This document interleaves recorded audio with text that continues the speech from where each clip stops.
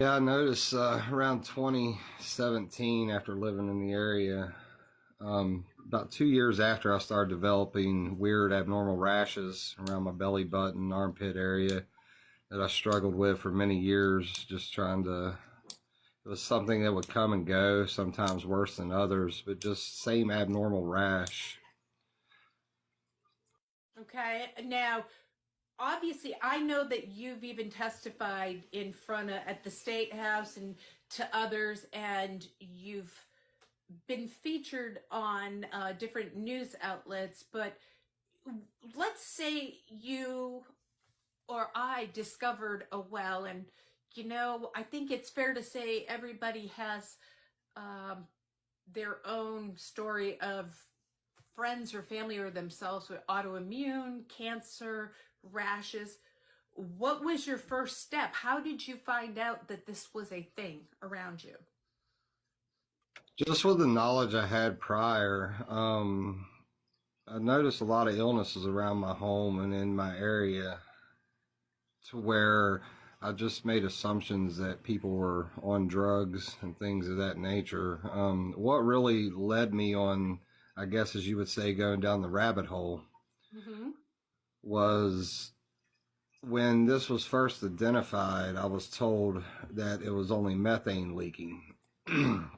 It's something that we struggle with for many years in the area where abnormal odors. And with the training I had, I knew that in raw form, when Mm-hmm. these gases are coming out, that methane is odorless.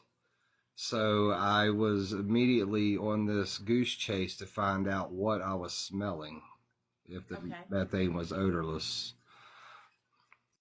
What kind of smell are we talking about?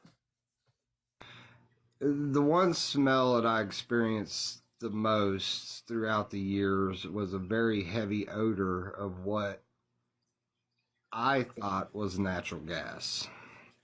It Yeah. smelled very, very identical to what I know now is an additive that's put in with the methane to help us identify the leaks. So how did you get the professionals and the testing, and how did the press or whomever you spoke with, how did they get there? How did you get attention? I first ran some media coverage when I identified a large, what's classified as an H2S well blowing off of a pressure relief valve in my community. Um, H2S, go ahead and talk about that. Is that the gas that when you hear people working on the oil rigs, the most fatal, deadly one? to be honest with you, at the time I knew nothing about H2S. So with my prior training, as soon as I found out that we were under the exposure of H2S, I immediately started to research this chemical.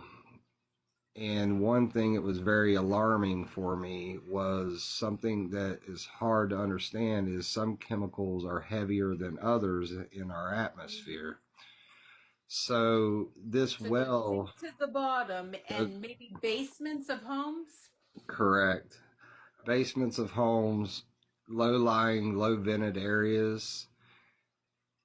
And when we would get these odors throughout this time period of this really strong smell of gas, Mm-hmm.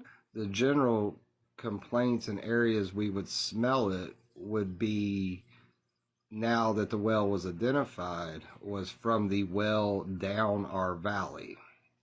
There Okay, wouldn't which makes be. sense, right? Correct, because it's heavier in air and it's traveling downward. It'll stay Gotcha. low.